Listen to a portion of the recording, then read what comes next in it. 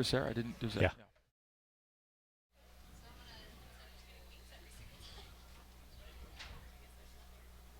Stations, please start your archive recording. And as always, have fun. That's the words to the wise right there.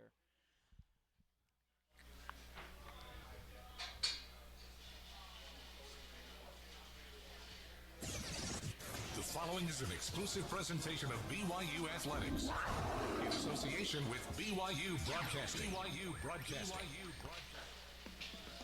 It's time to talk BYU football. You're tuned in to the Coordinator's Corner, live from JCW's in Provo, giving you the inside scoop on BYU football from the coaches themselves, JCW's, the Burger Boys. To lead things off, let's head live to your host, the voice of the Cougars, Greg Wrubell.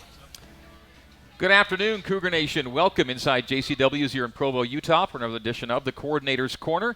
Today we've got offensive coordinator Ty Detmer in our first half hour and special teams coordinator Ed Lamb coming up in half hour number 2 with you every Monday 12 to 1 here at JCW's. BYU coming into this week, Mississippi State week at 1-5 on the year, trying to break a 5-game losing skid.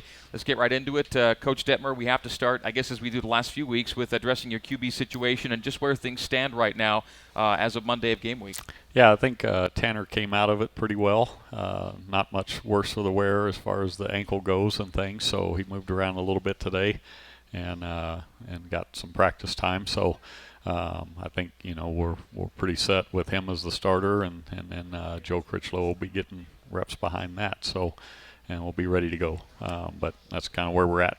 Okay, and how close is Bo Hodge from being able to see game action again, perhaps? He's close. He's feeling better and better each day, and just a matter of getting everything right, making sure that everything's right, and then we'll see where he's at from there. So your clear 1-2 for this week then is Tanner and Joe in that order? Right. Yep. Okay. So how much work did Joe get last week, and is there any more work involved this week?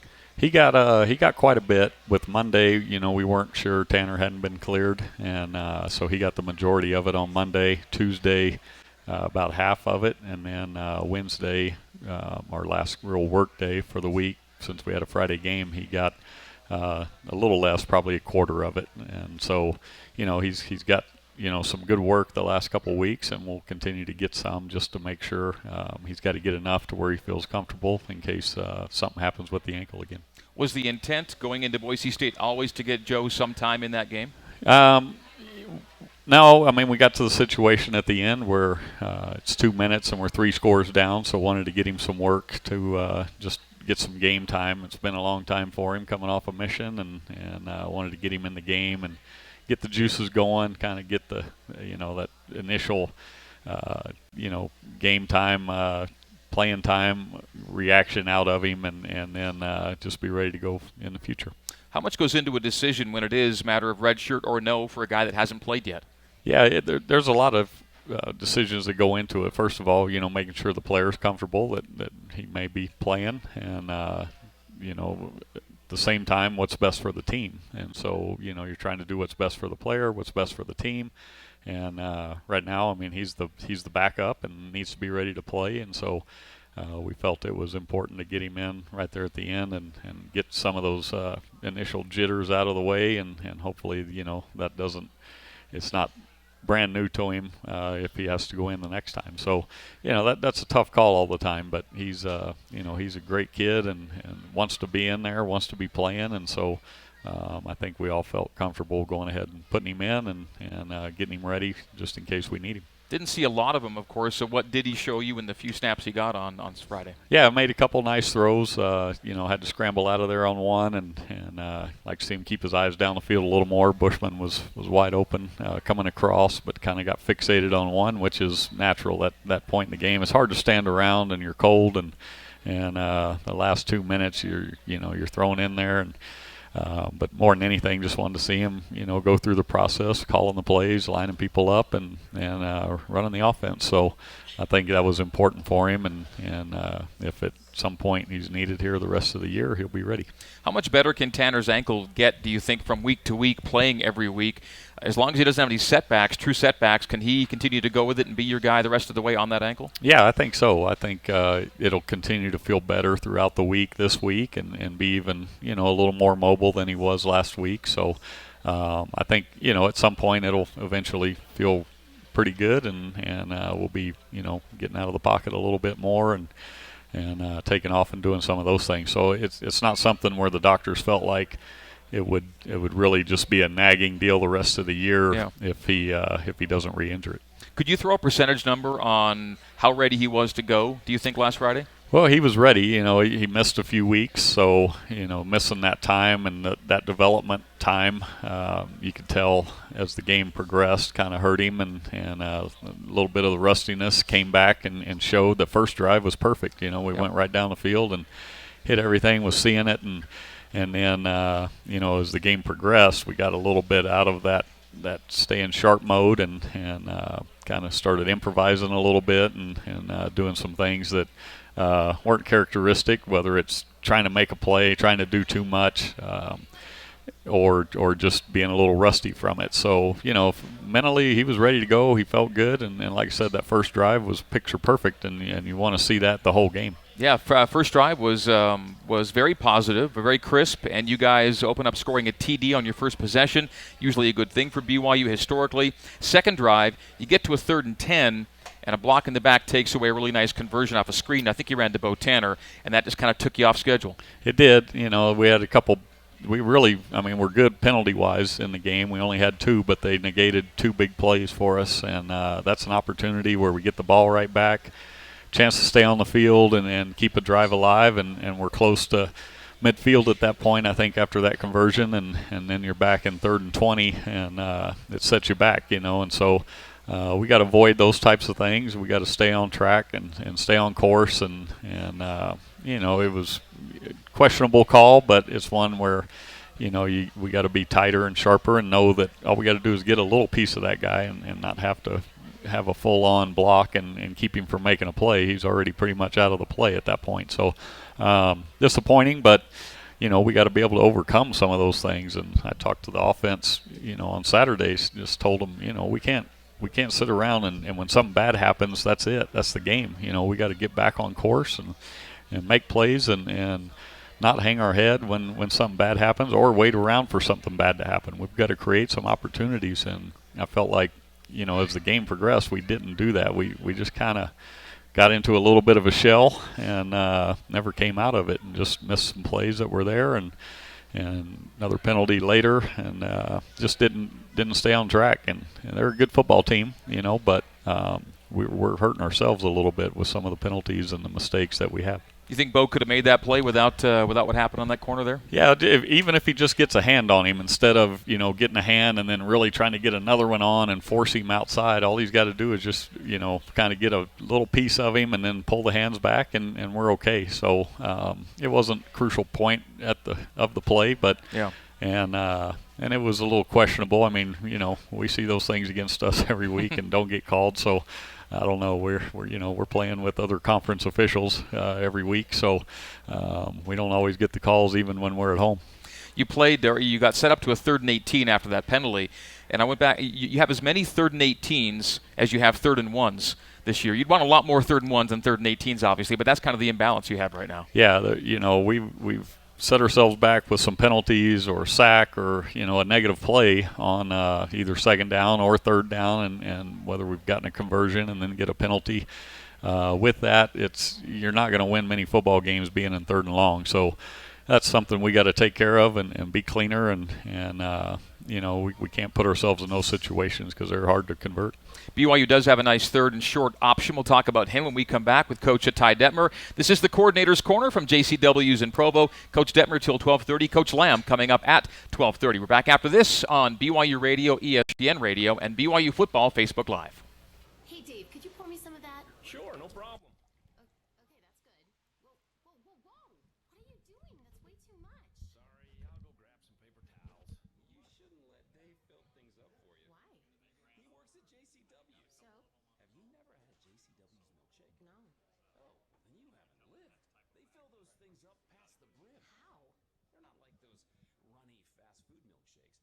things are thick, rich, and oh my gosh, delicious. Really? Yeah, plus their sizes are way off. I don't know if they were started by a family of giants or something, but a regular size to them is like an extra large everywhere else. Stop. I'm hot and you're making me hungry. Oh no. What? Dave's filling up Crystal's car for Oh, her. Dave? Dave! No, stop! This is Chris with JCW's. It's summertime and it's hot. Bring the family over to JCW's and order one of our huge, delicious thick malts or milkshakes. JCW's, quality, and a lot of it. Visit any one of our 4 locations from South Jordan to Provo. Picture this. You have a big change coming up in your life and you need to move. Nervous? Change can be hard, but it doesn't have to be, especially the moving part. When you have everything else to worry about, trust the pros at Bailey's Moving and Storage to get your move done right. Lots of people have. They've been doing it for 65 years. So count on the official mover of BYU football to help you take the stress out of moving so you can focus on that big change. Chat online at baileysallied.com or call 801-901-3001 to explore your options. For over 100 years, the skilled electricians of IBEW Local 354 have helped Salt Lake City and the state of Utah grow and prosper. Our state-of-the-art apprenticeship program prepares our members for safe, quality electrical Okay, all right. construction. Ask Can you for give me a little more local IBEW then, if you can? electricians and get Or is it the all the way job jacked done up? right. Yeah. The first time, on budget, every time. The time is now to hire IBEW electricians. You're tuned into the Coordinator's Corner, live on the new skin BYU Sports Network. Let's head back to JCW's in Provo and the voice of the Cougars, Greg Wrubell. All right, it's a BYU at Mississippi State Saturday morning. Yes, an 8 a.m. Mountain Time pregame, 10 a.m. Mountain Time kick. It'll be 11 a.m. in Starkville when the Cougars and Bulldogs get after it. And we're chatting about that game and the past game we just had and other things with Coach Ty Detmer, offensive coordinator, in this Coordinator's Corner. Special teams coordinator Ed Lamb coming up at the bottom of the hour. So we alluded to, before the break, to your down and distance situation on third downs. When you get to third and short, you want to get there more. Ula Tolutau has been a really good option. He's 4 for 4 in converting third downs on your 3rd and 1s, 3rd and 2s. Yeah, he's really becoming the back we thought he would be when he got off his mission and we were recruiting him. He's a big physical back. He's getting in more and more game shape every week. We got to get him a few more carries than we did last week, get him involved a little more. But he's a nice short yardage option. A couple of those, the safety met him right in the hole, and he hit him and still got 2 more after contact or more a couple times. So he's a guy you like having back there that's physical, sees it well, and runs with great power. Now, the fact that Ula is averaging a little under 10 carries per game, and a lot of it was him coming along, wasn't maybe quite ready coming out of camp. So he's under 10 carries per game. Is it reasonable to expect maybe doubling that number on a per-game basis going forward if the game script allows you to? Yeah, ideally with Jamal, it was that 20 carry was a good number for us last year. And with Ula, it'd be similar type of thing. We want to get him touches, get him more opportunities, and I think the numbers are skewed a little bit from the first couple weeks where he didn't play get a lot. many at all. But then, after that, we've been trying to get him more. He had 20 at Utah State, but a couple fumbles there. So was it due to fatigue and getting a little careless with the football? So as coaching staff, you're always trying to monitor when a guy is fresh. He's going to play much better and be a lot sharper and tighter with the football. And when they get tired, that's when usually things happen. And so it's that fine balance of how many's too many for him right now until he really gets going in full season form. But I think he's getting there. He's pretty close. We'd like to have him, at least 15. And if we're ahead in the game or it's right there, he'd probably get a few more and get upwards of 20 then. I think it was a 9-carry night against Boise State. What makes him a good workhorse candidate, just looking how he's progressed since his mission? Yeah, I think just his size, for one. He's the type of guy that's going to wear a defense down. Those safeties are going to get tired of tackling him. If we can get him to the safety and that safety's having to meet him in the hole, at some point he's going to start going at ankles and all of a sudden you sidestep and make a guy miss and it turns into a big one. So those types of backs, they need carries, they need time, and then it puts more pressure on the defense because get tired of tackling those big guys. So you're leaning on a freshman RM in the backfield, and you're leaning on a freshman RM at tight end. So two of your top offensive guys, your lead carry guy and your lead target guy, are both guys who weren't playing for you last year, and that's Matt Bushman, of course, we're talking about. Yeah, we're a little different team than we were last year for sure, personnel-wise and things. And so, Matt's done a great job of coming along and had a great game for us last week. And so, we know there's a bright future ahead for a lot of these guys, and there's some growing pains along the way and some things that happen that haven't happened for them before, but they're doing a great job of kind of catching up quickly, and hopefully here at some point, we get everybody on the same page and everybody clicking, and you got a chance to really get going. So hopefully that happens soon. Matt had 13 targets, 7 receptions against Boise State. Clearly, he's somebody quarterbacks feel good about finding as a nice more than a safety net, as a playmaker. Yeah, I think they all are comfortable with his catch radius. He's got a big wingspan and does a great job versus linebackers and safeties. And I know Tanner has a lot of confidence in him to make catches and to be in the right place. So as quarterbacks get comfortable with a target, they start getting more and more as the comfort level grows. So we got to get other guys involved and keep them going. But if they're going to take away some of those guys, then Matt's a great option in there. So Mitch Matthews was the last BYU receiver to have a 100-yard game at BYU. Who's the next candidate, or the candidate to be the big play guy or have a breakout game, whether it's even a tight end or a wideout? Yeah, great question. We're waiting for that guy to really step up. Matt, a couple more catch and runs there. Maybe he's got a chance to top 100. Jonah Treneman, if we can get him connected on a couple of the deep ones, or some catch and run as well. He's one of the more explosive guys, but it's got to happen. It can't just be potential all the time. At some point, we got to step up and start making some of those plays. We took a shot on the 4th and 1 and just off the fingertips, and we got to have those. And you get a guy like Micah Simon that's really coming on, and Talon Shumway had a rib injury, didn't play most of the game, so Michael will probably be one of the starters this week, and love to see him break out and have a big game. So, part of it's decision making on the quarterback, part of it's the receivers, and part of it's the O-line giving us time when we have had some guys open. There's time where we haven't been able to get it to them, or we didn't in the throw when we had protection. So our receivers are doing a great job. We're getting guys open. We just gotta, as a quarterback, I gotta coach them better. If we're not seeing it, that's on me for not coaching it right, or making sure they know what their reads are. And same thing with protection. We got to be more solid in protection a little bit, and give us a little more time for some of those deeper things to open up. And there have been a couple of big hitters there to make plays on, whether it's Jonah or Neal. They've gotten their hands on balls. You just want them to kind of finish off the play. Yeah, you look at Tanner's freshman year, and he relied on Mitch Matthews and some big, tall targets, guys that would go up and make a play. And we've made very few of those this year. We don't have that guy, I feel like, right now that has stepped up and said, give me a chance on a ball down the field, I'll make the play. Right now we're still looking for that guy, and so as a quarterback, at some point you kind of quit taking those shots because we're not coming down with them, and then you start holding it or looking for the next guy. And so we got to be tighter with the quarterback, making good sharp reads and getting the ball out on time, regardless who the receiver is, and trusting everybody. They're out there for a reason, that we feel like they can play and make the play, and then the receivers got to go up and make some of those when they get their opportunity, because they are few and far between. And if you make one, chances are you're going to get another one pretty soon. The play is the call, the block, the throw, the catch, the run. Everything is involved in the play, and making it happen is what it's coming down to right now. That's one of the great things about football. I mean, it can take one guy on a play to make a disaster, and it takes all 11 to make it a good play. And that's one of the great things about it. It's the ultimate team sport, and we're just not clicking consistently enough to keep drives alive and to make some of those plays that you got to have to kind of break a game open. Okay, after this break, we'll hit O-line. We'll talk about the Bulldogs, and we'll take some questions from Twitter with the hashtag CCBYU.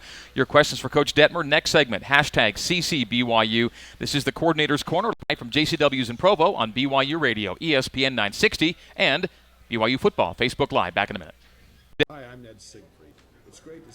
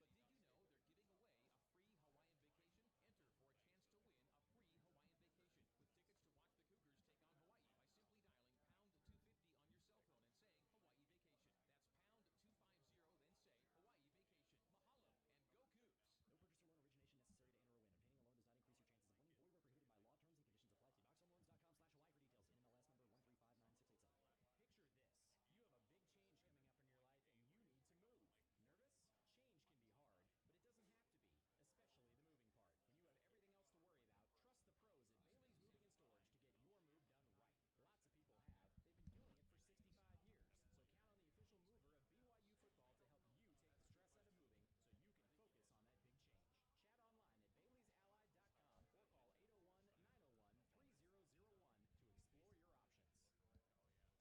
Chat online at Bailey'sAllied.com or call 801-901-3001 to explore your options. CW's in Provo. This is the Coordinator's Corner on the new skin BYU Sports Network. Now let's rejoin the voice of the Cougars, Greg Wrubell. We are back at JCW's here in Provo for the Coordinator's Corner. Offensive coordinator Ty Detmer with me for the first half hour. Special teams coordinator Ed Lamb coming in at the bottom of the hour. Let's get right to social media and hashtag CCBYU for some questions for Ty from Lauren Parker.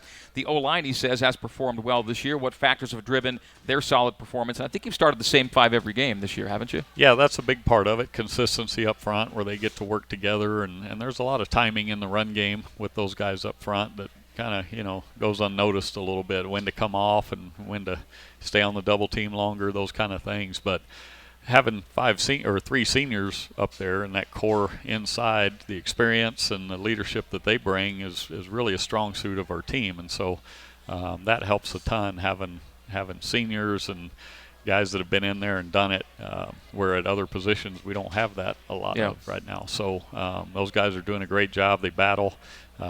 They give us an opportunity to run the ball, and then they've been good in protection. Some of our protection breakdowns have been backs missing, at times, or quarterback not getting it out in enough time. So, anytime there's pressure, a sack doesn't always mean it's the offensive line. Well, speaking of senior O-linemen, just found out that Kian Norman will be our guest on tomorrow night's Satake show. So we'll be at BYU TV Studio C tomorrow night, 6 o'clock till 7 o'clock. Me, Kalani, with Kian Norman. And a guy that knows Kian pretty well, Ed Lamb, is coming up in a few minutes here on the radio as well. So Kian Norman, and the tickets for this week only, by the way, a new link for you, cougarclub.com/Satake show. Go to cougarclub.com/Satake show and get free seats for tomorrow night's show at Studio C. Another question from Twitter, hashtag CCBYU, from Travis Mortensen. He says, Ty, when having to cycle through quarterbacks, how do you instill confidence in the other guys that you can succeed and move the ball?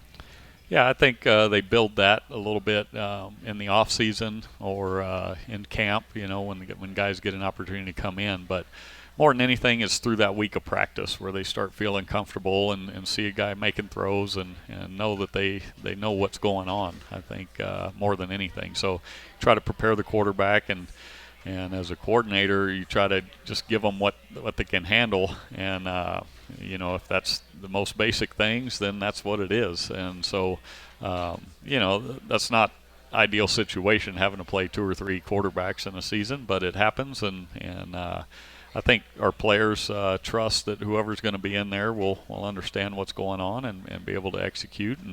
And then they got to elevate their game. They got to step up and make every little play count and do all the little things right in order to help that guy be successful as well. We referenced him earlier, but since he is now the primary backup, how well do you think Joe Critchlow has assimilated everything you're throwing at him right now? Yeah, he got a lot thrown at him early in camp, and wanted to throw a lot at him, and he picked it up pretty well. And so now it's game plan, and you're getting the first few weeks here. It's just been all mental reps for him really, and throwing individual routes and one-on-ones and things like that. But for the most part, he's done a great job of picking it up and understanding what we're doing through the mental process. And now that he's getting a few reps here and there, he's it helps kind of put that mental part with the physical part and the timing of it all, and he's doing a great job. Otherwise he wouldn't be in the situation he's in. Okay, back to Twitter. Jeffrey Butler, hashtag CCBYU. What's the biggest lesson from the season so far, and what do you do moving forward from 1 on 5? Well, the biggest lesson, I guess, is patience. We're trying everybody's patience right now.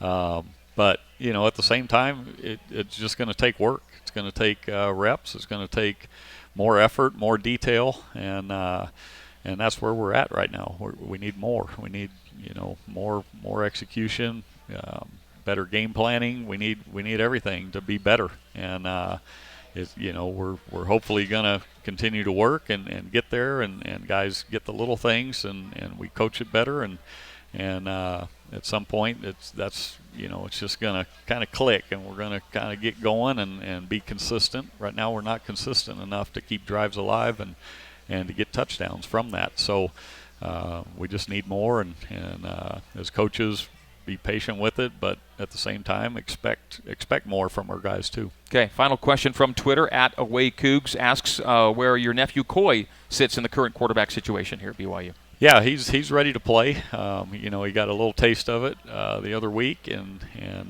tough situation to come into, but he's a guy that feel real comfortable that he understands the scheme, he understands where guys line up, those kind of things. So he's ready to go if called upon.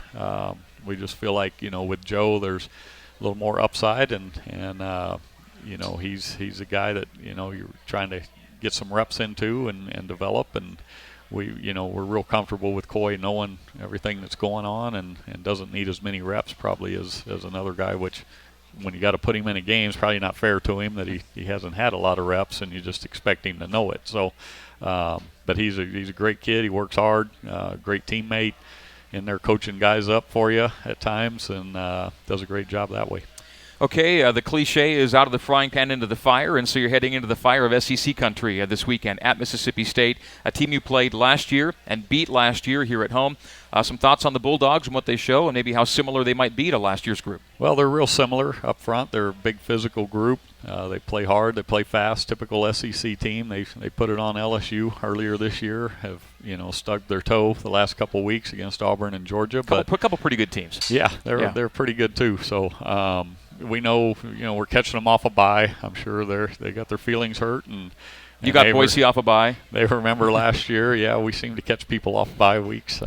But it's a great opportunity to go in. I'm excited to play there. To be on the side, and never been there before, and I know the cowbells will be ringing, and we got to do a good job pre-snap to hang in there and hold our water, and not put ourselves in holes with pre-snap penalties on the road in a loud environment. But overall, I mean, they're a big, fast, physical team, and a great opportunity for us to kind of go right the ship in a hostile environment and just go play and cut it loose. A lot of our guys experienced, that last year from them. So we've got some experience playing against them. Now we just have to go execute. All right, that's what we look forward to Saturday in Starkville. It'll be more cowbell for BYU and Mississippi State. Ty, thank you. We'll see you there, and we'll come back with Coach Ed Lamb next. This is the Coordinator's Corner from JCW's on BYU Radio, ESPN 960, and BYU Football Facebook Live. For over 100 years, the skilled electricians of IBEW Local 354 have helped Salt Lake City and the state of Utah grow and prosper. Our state-of-the-art apprenticeship program prepares our members for safe, quality electrical construction. Ask for IBEW electricians and get the job done right. The first time, on budget, every time. The time is now to hire IBEW electricians. You know those days when it feels like everything's going your way? Today could be one of those days. And it all starts with Mountain America's Visa Platinum credit card. It features low rates, no balance transfer fees,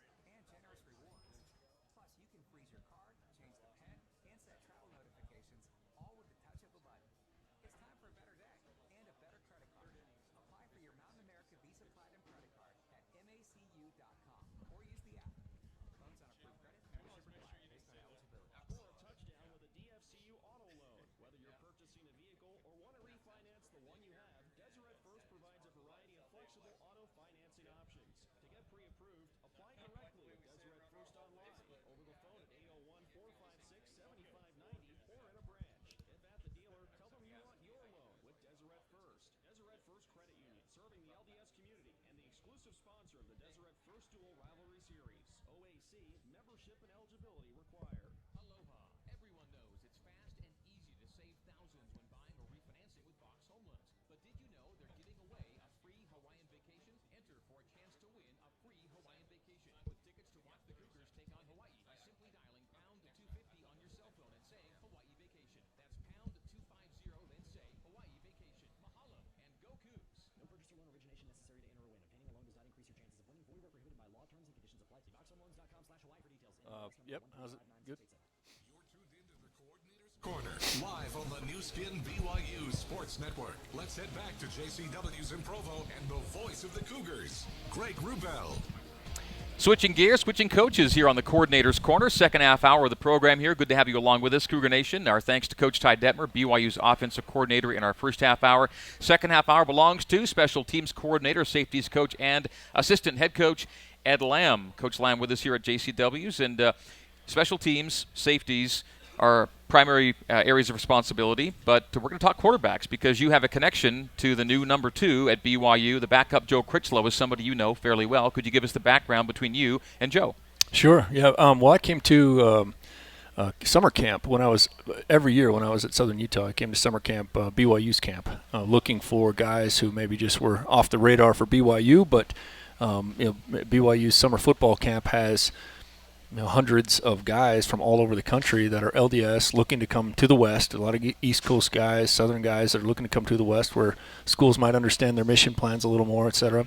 And I was really impressed with Joe, and I went and talked to him at that time and asked the BYU coaches if there was any interest, and it didn't seem like there was, and they hadn't offered at that time. So I kept track of him, and then when the recruiting cycle came around in his senior year, noticed that he had Middle Tennessee and Vanderbilt and some schools out there, but nothing out here. And so we contacted him and asked him if he'd be interested in taking a look at us. He came out and made an official visit, and found out at that time that he wanted to be in the West, in Utah. His dream school was BYU, but Southern Utah to him was a really attractive offer. And most of the other offers back east were telling him that if he did intend and did follow through on serving a mission, that they couldn't guarantee him that they would have a scholarship when he returned. So he fell into our laps that way, was a much more highly recruited player than we were used to getting at SUU. And the understanding always was that if I wasn't there, that he would want to probably not stay at Southern Utah. We had a healthy missionary program there. We had, at the time I left, we had over 40 guys in the program that were return missionaries, and there were 41 out in the field at that time. So we were very familiar with that, and it was a big part of our program. So mid to high level FBS interest back east, FCS interest here, but here was the place for him at the time. That's an interesting decision he made. Yeah. Yep, that's right. And he can run. He was a shooting guard. I think he's 24, 26 points a game shooting guard at the big level high school in Tennessee, Franklin, Tennessee. But he's athletic enough, but really he's committed to staying in the pocket and keeping his eyes downfield. And we were committed to that type of quarterback. Brad Sorensen, we had just lost him to the NFL draft. And in fact, when Brad did a short stint with the Tennessee Titans, he stayed with Joe Critchlow for 10 days with the Critchlow family. No kidding. And that's when he was Joe was sharing, well, yeah, I've got some interest in Southern Utah, and Brad told him, you've got to be there, get out there.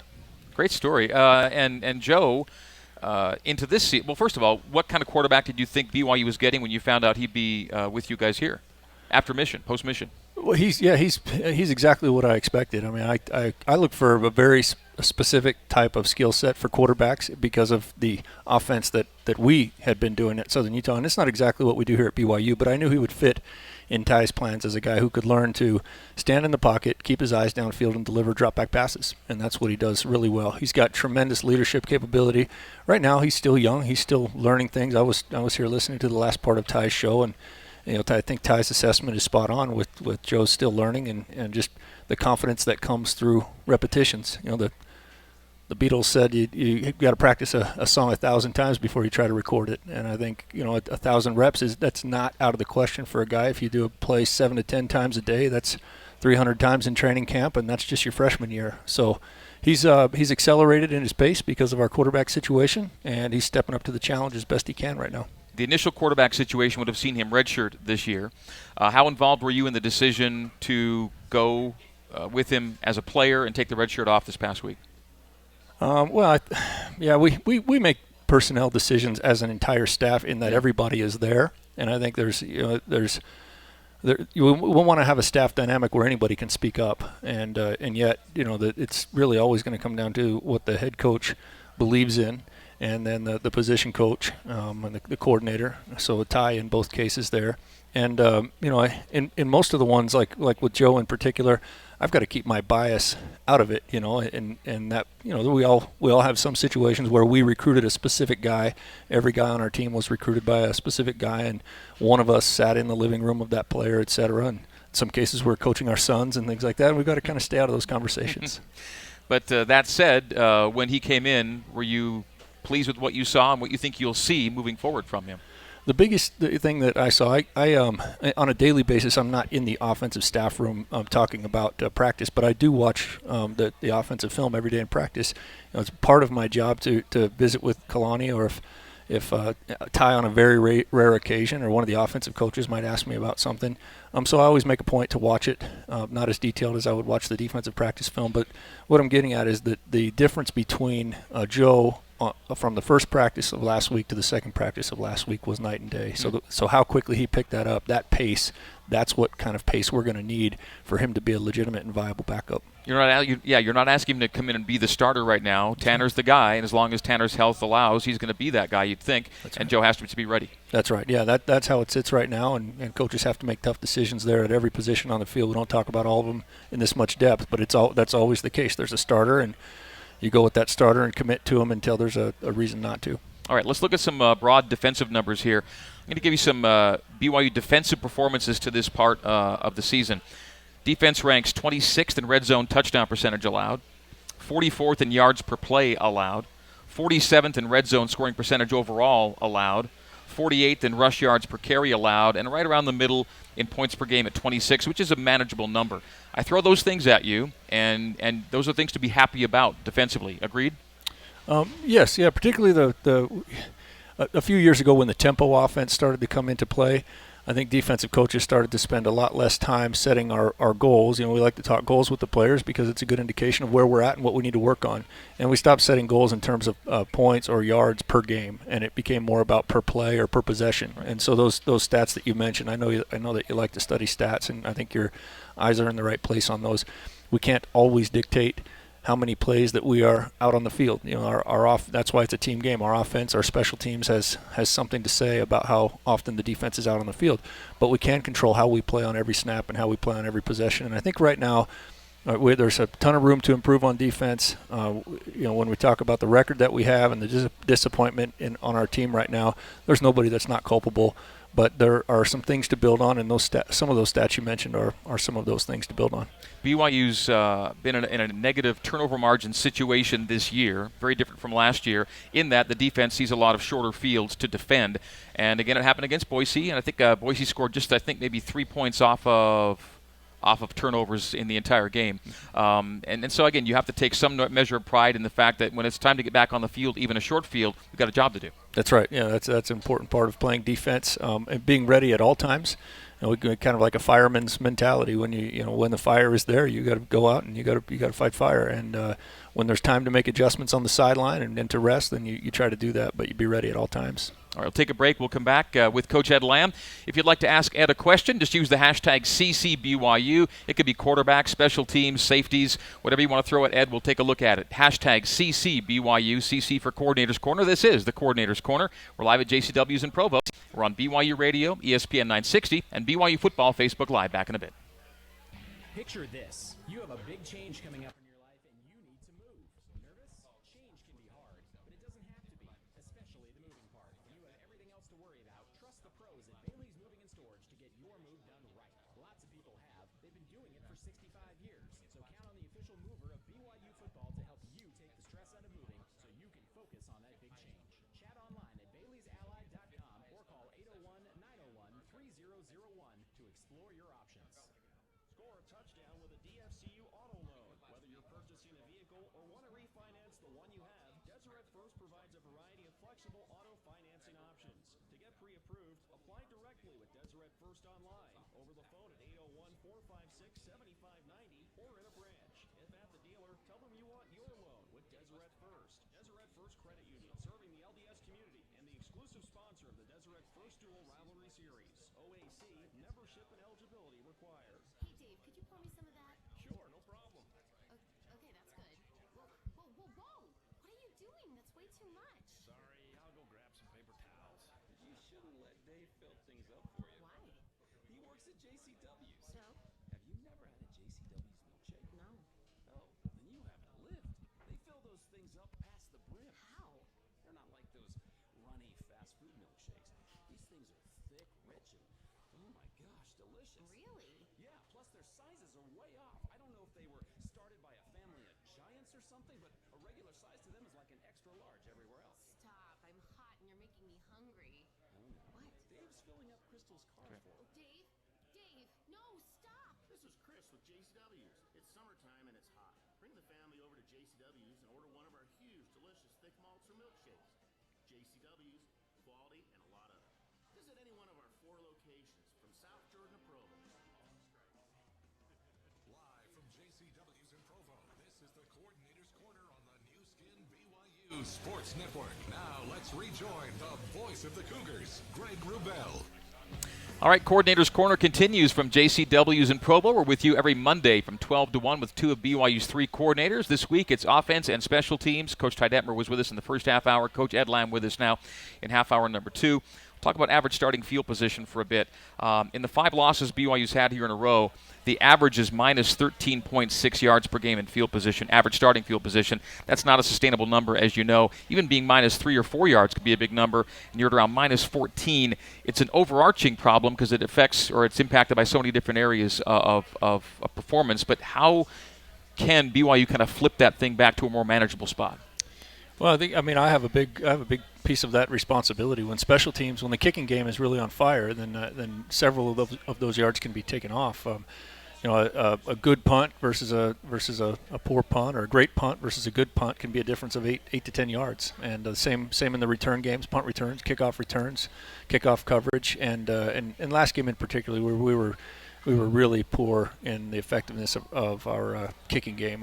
I thought going in that it could be a real challenge for us in spots, but where we failed is I thought we would block a punt or more than one punt, and we were incredibly close a couple times, but we did not get it done. And when the coach, me, sells out for a block scheme and we're not able to get our return game going and we don't end up blocking a punt, then the coach didn't do the thing that worked, So whether it should have worked or could have worked is not the issue. It was the wrong decision, and I put our guys in a bad spot there. And then just our ball striking, the first punt by Johnny and the first 2 kickoffs were just not anything like what my expectation is for our kickers, and not anything like their own expectations for themselves, and not the pattern that we've had all season. So we really, in a sore way, need a bounce-back game in the kicking game, and it starts with me and the specialists themselves. Coming into the Boise State game, the punt efficiency number I tracked for BYU is around 84%, which is a good 20% better than the national average, which is 64. And then against Boise State, it was your first real rough night, punt efficiency down at 60%, no matter how you manage it or assess it. And the 22-yard punt, gives Boise a shorter field. They get their first touchdown off it. That's right. Yeah, I really like the way that those stats are. I don't spend time studying the stat in terms of punt efficiency. By my recollection, we had I think 3 good punts and 1 poor punt. But overall, it had a major impact on the game. We gave up the first touchdown on a short field, and should have had much more distance off of that punt, pinned them on their own side of the field, and was just like any player on the field, there at times can be missed tackles or missed blocks, and sometimes a kick is missed. A change in your return game, and we hinted at this a couple weeks ago, but Michael Shelton is now seeing most of the punt return reps and has gotten you some positive yardage the last couple games. Mm-hmm. Yeah, Michael has a few things went into that decision. Number one, Tanner's been hampered a little bit, and at the same time, Michael's been really improving his tracking of the ball in practice, and so he's catching a really high percentage. And so initially, we hadn't really even looked at the dynamic return ability because Michael just had not been tracking the ball as well as Tanner, and that's the number one option, is to get the ball to the offense. And then he's worked so hard at it, and then in the game, I think maybe everybody saw that he was making something out of nothing. And we didn't have any great returns, but he was getting 2 or 3 yards where there were none to be had. And so we've got I need to reward that, recognize that as a coach, And anything that he may be lacking in terms of tracking the ball in and ball security, that's got to be the new emphasis in practice, because clearly he has ability, and it's my job to tap into that. You mentioned punt block coming really close, and Jonah Trinnaman, that is, despite averaging under 20 yards per kickoff return, has come really close multiple times this season. Yeah, he has. He's hit it really hard. He's given so much effort in there. I would say same thing. The effort on special teams is just not a problem, and I think it wouldn't matter who was the special teams coach at BYU. BYU guys, they grow up wanting to play for the Cougars, high percentage of them, and they play their guts out. And when we have inefficiency like we've had, like we had in particular last game, then it's my job to tap into the effort that we do have. We can and must play much better. A point coming out of left field here. I was talking with Blaine Fowler last week, whose son Gavin is the holder. Yes. And we talked last week about how one of Gavin's attributes is that he's equally as good a holder for a left-footed or a right-footed kicker. That's right. Doesn't seem like much, but it's a thing. It is. It is a thing. Yeah, he's really he's the most versatile guy on our team. There is no position on the special teams, any of the return games, any of the coverage games, where I could not put him in and he would not know the assignment. He knows every assignment. On defense and special teams, thinks of it like a coach, approaches it like a coach, completely into the game at all times. He's a real pleasure to coach, and he's when he reported the training camp, he was somewhere in the 90%. Would be my judgment. He would say 100 because that's his personality. He's always 101%, and attitude-wise he is. But he was still coming back off of the knee surgery, yep. And maybe it was 99, I don't know, but he's getting back to the point where in practice he looks really sharp and fast, and I need to get him involved more. Seeing more Mitch Harris long snaps? Yes, yeah. Mitch had taken the short snapping duties, the PAT and field goal, was doing a great job with his protection, and the difference between his snaps and Matt Foley's snaps was getting less and less, and so it became, we were able to bring the competition to more than just the snap game as his snaps got better and better. And then Matt went down in the pregame at Utah State with just a back spasm, really, I think was what it amounted to. And so Mitch has had an opportunity the last couple games, delivered, been 100% on his snaps, and so we've got a little bit of a competition there going, and two guys that I feel really positive about. Overall defensive number or issue here. Last year, BYU averaged around 2.5 takeaways per game. Right now, it's a little bit under 1 per game. Some playmakers are gone, true enough. What goes into such a drop, do you think, from you're second in the nation last year in takeaways, big part of your margin, and this year it hasn't happened with as much frequency? Big play to begin the game with Grant Jones on Friday, though. I've really in past years studied this thing out in detail, because we had years at Southern Utah where we were number 1 in the nation in turnover margin, and then years where we weren't as good, and the frustration from a coach to figure that out from year to year. And the thing that I came up with, number 1 factor as far as creating turnovers, is being in close games, earning close games. When the opponent begins to stretch and press the ball, then the opponent becomes more likely to make mistakes, and the defense becomes more likely to be in a position to take it away. So the actual margin affects turnover margin by what you found. Yeah, the scoring margin. Last year we probably had I have no information to back this up, but we were probably, in terms of overall points for and points, in other words, the winning margin per game, whether we won or lost, we were probably closer than anybody. Our wins were pretty tight. Our losses were pretty tight. Both offenses stretching to try to make something happen. Ty was incredibly composed. Last year as we would run the ball in situations and trust the defense, and we pulled out a lot of close games with a win. This year we're having to press a little more on offense, and you see that in turnovers, and then defensively we're playing from behind, and the opponent's really not pressing. We're facing a lot of rushing attack in the third and fourth quarter, and teams don't tend to turn it over when they're rushing the ball as much. So we'd like to create some more fumbles. We'd like to take better advantage of pass situations and challenge and get some interceptions. But a big part of that is the game situation as well. Relative to rush, BYU's had a lost fumble in only 1 game this year. All 3 were in 1 game. It was the Utah State game, but it really hasn't been a season-long problem for you when it comes to giving up the ball on the ground. That's right. Yeah, our guys do a good job. Reno Mahe and the running backs, they carry the majority of the football possessions, and they do a great job of emphasizing that. And even 2 of the fumbles at Utah State, it was a fairly good ball security habit, but a pretty good job by the defense to get it out. Standing and stripping on an extra effort situation by the running back. Yeah. All right, we'll take a break. We'll come back. If you have questions for Coach Ed Lamb, we'll hit them in the next segment. Hashtag CCBYU, hashtag CCBYU on Twitter.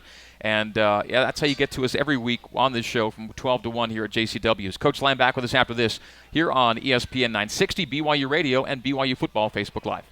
Hi, I'm Ed Siegfried. It's great to see the Cougars back. Thank you. We all know that football is a team sport, and no matter how talented a single player may be, he will not be successful unless he's surrounded by a strong team. The same is true if you've been injured in an accident. Trying to go up against an insurance company's team of adjusters and attorneys on your own will not likely result in a win. Siegfried Jensen, we can provide the teamwork you need on your case. Contact us at siegfriedjensen.com to learn more. Go Cougs! Picture this. You have a big change coming up in your life and you need to move. Nervous? Change can be hard, but it doesn't have to be, especially the moving part. When you have everything else to worry about, trust the pros at Bailey's Moving and Storage to get your move done right. Lots of people have. They've been doing it for 65 years. So count on the official mover of BYU football to help you take the stress out of moving so you can focus on that big change. Chat online at Bailey'sAllied.com or call 801-901-3001 to explore your options. For over 100 years, the skilled electricians of IBEW Local 354 have helped Salt Lake City and the state of Utah grow and prosper. Our state-of-the-art apprenticeship program prepares our members for safe, quality electrical construction. Ask for IBEW electricians and get the job done right. The first time, on budget, every time.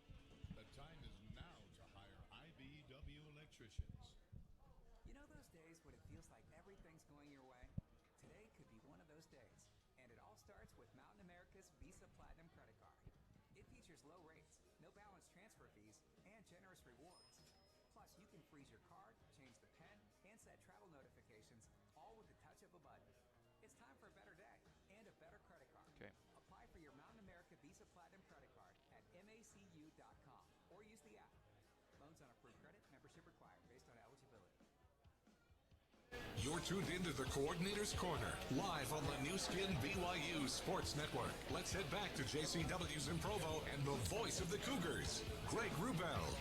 All right, the final segment here on this week's Coordinator's Corner, Mondays 12 to 1 here at JCW's. Ty Detmer was with us first half hour. Coach Ed Lamb here second half hour. We go to Twitter, hashtag CCBYU. You kind of alluded to it already.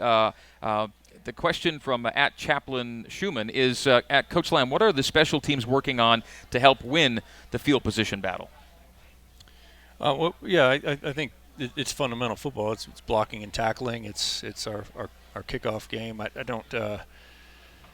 I guess probably that question, I'm going to have to read into the question a little bit because we're working on special teams, kickoff coverage, punt coverage, kickoff return, punt return, etc. But I think the question alludes to maybe what do we need to work on the most, or where do we need to make the most improvement.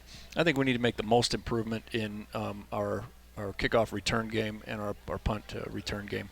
Our kickoff coverage and punt coverage was not up to par last week, but traditionally we are one of the best coverage teams in America and have a national reputation for that. And every time I talk to a special teams coordinator, there's an envy about the way that our guys get down the field and cover with the heart and courage that they have. So that part will continue to be strong.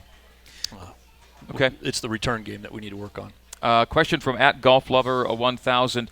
Coach, what are your thoughts when you hear or see your name mentioned as a potential hire for another school?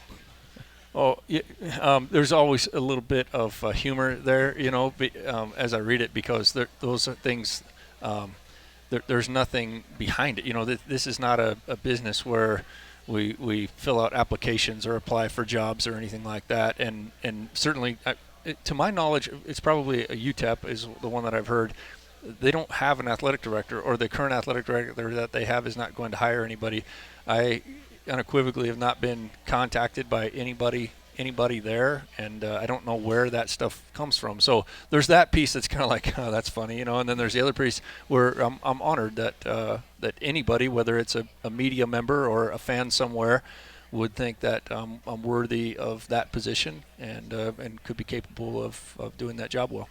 But as a BYU guy engaged in the BYU effort right now, I've got to think that's where your heart is 100% right now, and you're happy here. I hope you're happy here. Right, yeah. No, I am. Yeah. So yeah, I am honored and happy to be working to make BYU better. But I am miserable about where we are at right now, and I'm using that misery to my advantage and as motivation on a daily basis. Yeah. How is everyone else? Everyone else is very broad. There's 100 and odd people we're talking about between coaches and players. How are things being handled right now at 1-5? Because it's a very unfamiliar position for the program. Well, there's everyone is on edge. I can't tell you that things are just like it would be if we were 5-1 or undefeated.